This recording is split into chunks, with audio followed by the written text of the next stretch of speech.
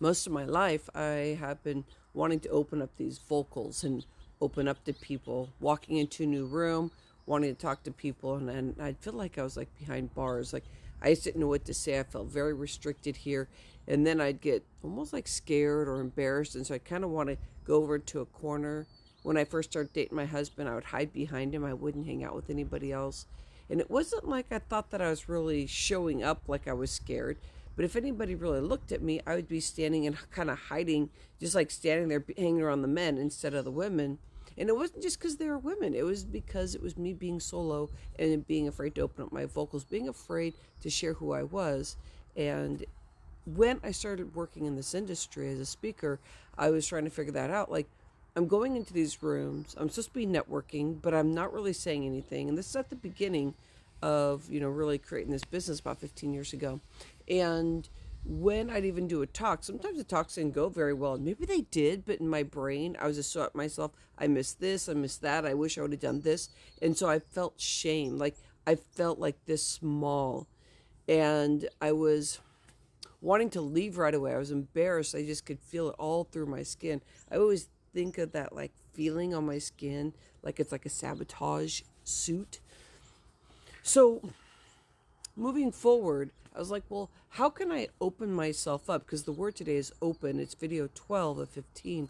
And it's about being open, about really living life in a way that you feel freedom. That when you walk into a room, you don't worry about what you look like. You don't get concerned about what's the next thing you say, but you just really be with people. There's a lot of work before that I did to really get there. And that was around, when I say I'm going to do something, do it. When I say I'm not going to eat sugar, do it. About, 90%, 80%, depending on where my brain is and how much I'm actually really hiding from my stuff. But if I start looking at these things as I did, it started opening me up more to where I was having a better diet. I was being very truthful as a health coach, but also as a speaker coach. I was being truthfully, authentically myself. And sometimes that was painful because I was getting to know myself.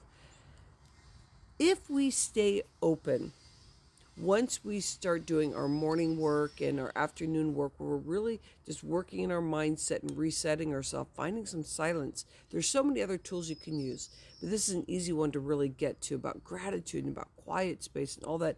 That is when you open up your open space. Now, what happens if you open up your open space as a speaker? Then you show all your gems of who you are. Nobody can be you. And that transfers into money, a flow of money.